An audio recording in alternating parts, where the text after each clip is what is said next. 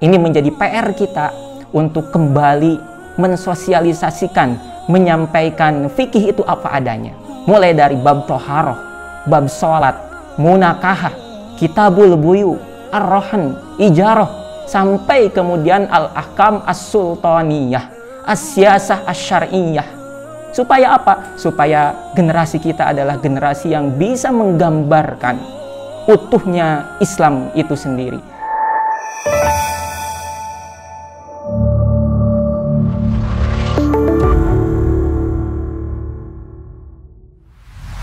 Bismillahirrahmanirrahim. Assalamualaikum warahmatullahi wabarakatuh. Alhamdulillahi rabbil alamin. Wabihi nasta'inu ala umurid dunya waddin. Wassalatu wassalamu ala sayyidil mursalin Sayyidina Muhammadin wa ala alihi wa ashabihi ajmain. Amma ba'du. Qala Allahu ta'ala fil Qur'anil Karim. A'udzu billahi minasyaitonir rajim. Ya ayyuhalladzina amanuttaqullaha haqqa tuqatih wa la tamutunna illa wa antum muslimun. Ikhwan fillah rahimakumullah. Para pemirsa yang budiman, puji dan syukur kita panjatkan kehadirat Allah Subhanahu wa taala atas curahan nikmat dan karunia-Nya. Alhamdulillah kita masih diberikan kesempatan oleh Allah Subhanahu wa taala untuk bisa melaksanakan ketaatan kepadanya, menjalankan apa yang diwajibkannya dan menjauhi apa yang dicegahnya. Termasuk salah satunya kita bersyukur bahwasannya kita bisa melaksanakan salah satu aktivitas yang insya Allah menambah kedekatan taqarrub kita kepada Allah Subhanahu wa taala. Lewat acara ini insya Allah kita akan menelaah ayat-ayat Allah Subhanahu wa taala, menambah kefahaman akan agama yang diturunkan oleh Allah Subhanahu wa taala, dan sekaligus ini menjadi jalan bagi kita untuk meraih kebaikan. Sebagaimana sabda Rasulullah sallallahu alaihi wasallam, "May yuridillahu bihi khairan yufaqihu fiddin." Barang siapa yang Allah kehendaki kebaikan, maka Allah fahamkan tentang urusan agamanya. Ikhwan fillah rahimakumullah, yufaqihu fiddin. Ini adalah kata kuncinya. Allah memberikan kefahaman dalam urusan agama. Ini menjadi satu tanda bahwa Allah Subhanahu wa taala menghendaki kebaikan bagi kita semua. Ikhwan fillah rahimakumullah, faqih atau al-fiqhu secara bahasa sebagaimana dalam sabda Rasulullah sallallahu alaihi wasallam tadi adalah memahami, al-fahmu. Itu secara bahasa. Adapun secara istilah, para ulama mendefinisikan fikih itu adalah ma'rifatul ahkami syar'iyyah al-muta'alliqah bi'a'malil mukallafina wa aqwalihim al-muqtasabah min adillatiha at-tafsiliyah. Yang disebut fikih secara istilah adalah mengetahui hukum-hukum syara yang berkaitan dengan a'malul mukallafina wa aqwalihim, yang berkaitan dengan perbuatan orang-orang mukallaf dan ucapannya. Jadi secara ringkas, fikih itu kita definisikan merujuk kepada definisi yang dibuat oleh para ulama. Fikih itu ringkasnya adalah sisi praktis dari hukum syara.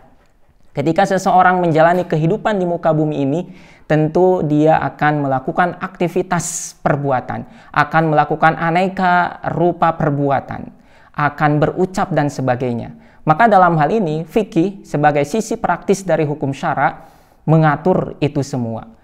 Ya, jadi al-a'mal al-mukallafina wa aqwalihim. Fikih itu ya adalah mengetahui hukum syara yang berkaitan dengan perbuatan dan ucapan orang mukallaf. Orang mukallaf itu apa? Orang mukallaf itu adalah orang Islam baligh dan berakal. Ikhwan fillah rahimakumullah, kalau kita menelaah literatur fikih, kitab-kitab fikih, maka biasanya kita akan menemukan 4 bagian di dalam literatur fikih.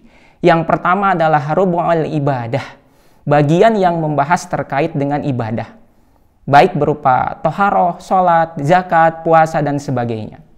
Kemudian yang kedua, rubu'ul muamalat, bagian yang menjelaskan, memberikan pengertian kepada kita terkait dengan muamalah. Dalam hal ini adalah muamalah maliyah, menyangkut kitabul buyu, jual beli, sewa menyewa, upah mengupah, utang piutang dan sebagainya.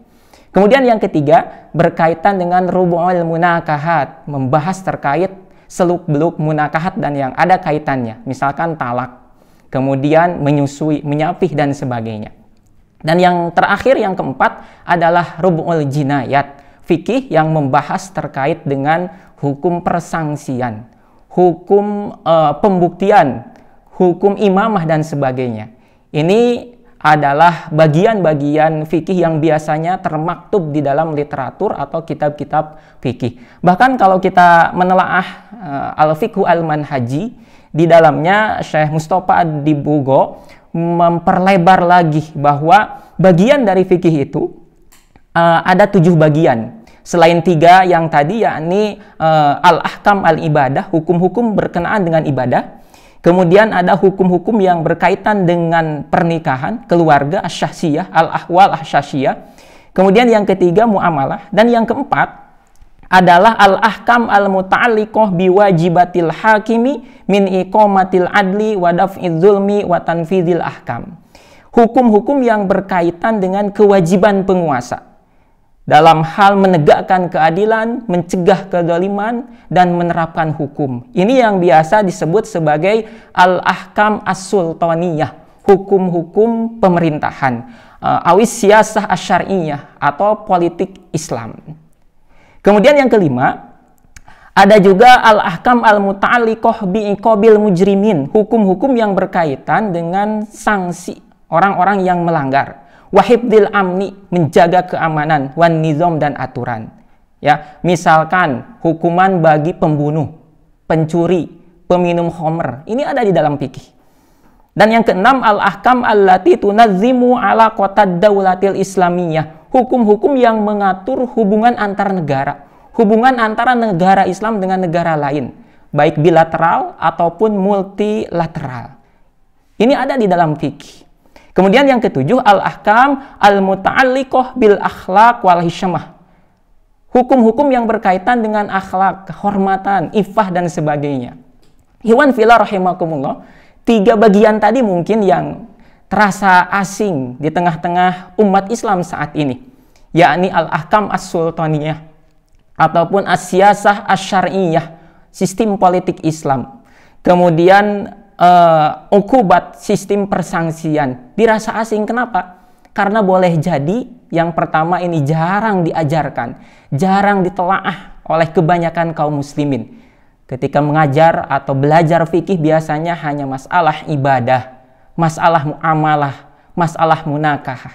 Jarang yang sampai kemudian menjelaskan secara detail perkara siyasah asy-syar'iyyah, al-ahkam as-sultaniyah. Jarang yang sampai kemudian detail menjelaskan terkait dengan sistem persangsian al-uqubat. Apalagi sampai menjelaskan alaqah ad-duwaliyah, hubungan negara, negara Islam dengan negara-negara lain, bilateral ataupun multilateral. Makanya tidak heran ketika saat ini ada yang menyampaikan hukum terkait al-ahkam as-sultaniyah, sistem politik Islam, sistem persangsian dianggap sebagai hal yang aneh, bahkan tidak jarang dianggap sebagai ajaran radikal. Padahal kalau mau jujur, tidak menggadaikan intelektualitasnya, maka di dalam literatur fikih, di dalam kitab-kitab fikih, para ulama telah mencatatkannya dengan begitu apik, merujuk kepada sumber-sumber hukum Islam. Dan terlebih lagi, ini semua adalah perkara yang dalam lintasan sejarah pernah diterapkan. Namun sayang sepertinya generasi kita adalah generasi yang belum bisa melihat bagaimana bangunan Islam itu secara utuh, ya, bisa terlihat mulai dari perkara ibadah, perkara muamalah, perkara munakahah, sampai bagaimana negara menerapkan Islam, hukum-hukum Islam, fikih Islam yang oleh para ulama telah digali sedemikian rupa, dari sumber-sumbernya itu diterapkan. Makanya apa yang disabdakan oleh Rasulullah Shallallahu Alaihi Wasallam, bada al Islamu ghoriba, wasayaudu ghoriba, wasayaudu kama bada ghoriba. Islam itu awalnya adalah awalnya adalah asing dan akan kembali asing seperti sedia kala. Fatu balil ghoroba, maka berbahagialah orang yang asing. Rasanya ini kita bisa saksikan fenomena ini saat ini ketika sebagian orang menganggap ajaran Islam itu sebagai ajaran yang asing, terutama yang erat kaitannya dengan pengaturan masyarakat, al-ahkam as-sultaniyah, as-siyasah asy-syar'iyyah, al-uqubat. Maka jangan berkecil hati. Fatuba lil ghuraba, berbahagialah orang yang asing. Maka ini menjadi PR kita untuk kembali mensosialisasikan, menyampaikan fikih itu apa adanya. Mulai dari bab toharoh, bab sholat, munakahah, kitabul buyu, ar-rohan, ijaroh, sampai kemudian al-ahkam as-sultaniyah, as-siyasah asy-syar'iyyah. Supaya apa? Supaya generasi kita adalah generasi yang bisa menggambarkan utuhnya Islam itu sendiri. Lebih jauh lagi supaya menjadi generasi yang memang memiliki kerinduan Islam itu diterapkan di tengah-tengah kita semua. Ikhwan fillah rahimakumullah, berikutnya adalah yang perlu kita perhatikan bersama, kaitan antara fikih dengan akidah Islam. Bahwa akidah Islam dengan fikih itu memiliki kaitan yang erat, murtabatun irtibaton wasikon bil imani billah. Fikih dengan akidah Islam itu memiliki keterkaitan yang sangat kuat, yang sangat erat. Kalau tadi dikatakan bahwa fikih itu adalah sisi praktis dari syariah Islam, maka akidah itu adalah keyakinan ya kita kepada Allah Subhanahu wa taala. Dua-duanya tidak bisa dipisahkan karena akidah kita menuntut supaya orang yang beriman itu terikat dengan hukum-hukum syara, termasuk di dalamnya adalah fikih yang memang telah digariskan, telah digali oleh para ulama untuk mengatur sisi-sisi kehidupan kita. Sebagai contoh, kalau kita menelaah ayat-ayat Al-Quran, kita akan mendapati Allah Subhanahu wa taala mengaitkan antara keimanan seseorang dengan tuntutan untuk mengerjakan sesuatu. Misalkan Allah Subhanahu wa taala berfirman, A'udzubillahi minasyaitonirrajim. Ya ayyuhalladzina amanu idza kumtum ilas sholati faghsilu wujuhakum alayah. Wahai orang-orang yang beriman, diseru oleh Allah orang-orang yang beriman untuk apa? Idza kumtum ilas sholah, jika hendak mengerjakan sholat, faghsilu wujuhakum, maka basuhlah wajah kalian. Perintah wudu ketika mau mengerjakan sholat dikaitkan dengan keimanan seseorang. Artinya apa? Ada keterkaitan yang sangat erat antara keimanan dengan wudu sebagai aspek praktis fikih. Demikian pula ketika Allah Subhanahu wa taala menyeru kita orang-orang yang beriman, ya ayyuhalladzina amanu kutiba alaikumusiyam. Wahai orang-orang yang beriman, diwajibkan bagi kalian berpuasa. Lagi-lagi Allah Subhanahu wa taala mengaitkan antara keimanan seseorang dengan kewajiban melaksanakan puasa. Demikian pula ketika Allah Subhanahu wa taala menyeru orang-orang yang beriman, ya ayyuhalladzina amanu taqullaha wa dzaru ma baqiya minar riba. Wahai orang-orang yang beriman, bertakwalah kepada Allah dan tinggalkanlah sisa-sisa riba. Ikhwan fillah rahimakumullah, inilah beberapa contoh di dalam Al-Quran yang semakin menguatkan kita bahwa ada keterkaitan yang sangat erat antara keimanan dengan fikih sebagai aspek praktis dari hukum syara itu sendiri. Maka jangan sekali-kali kemudian memisahkan hal ini. Jangan sampai kemudian mengaku beriman kepada Allah Subhanahu wa taala, mengaku memiliki keyakinan yang kuat di dalam dadanya, namun masih pilah-pilah ketika mau menjalankan hukum Allah Subhanahu wa taala. Na'udzubillah summa na'udzubillah. Mudah-mudahan kita semua menjadi hamba-hamba Allah Subhanahu wa taala yang memiliki keimanan yang teguh, kekuatan iman di dalam dada yang begitu kuat, dan juga memiliki semangat untuk terikat dengan hukum-hukum Allah Subhanahu wa taala, sehingga setiap sisi kehidupan kita senantiasa memperhatikan apakah sesuai dengan hukum Allah ataukah tidak. Barakallahu li wa lakum. Assalamualaikum warahmatullahi wabarakatuh.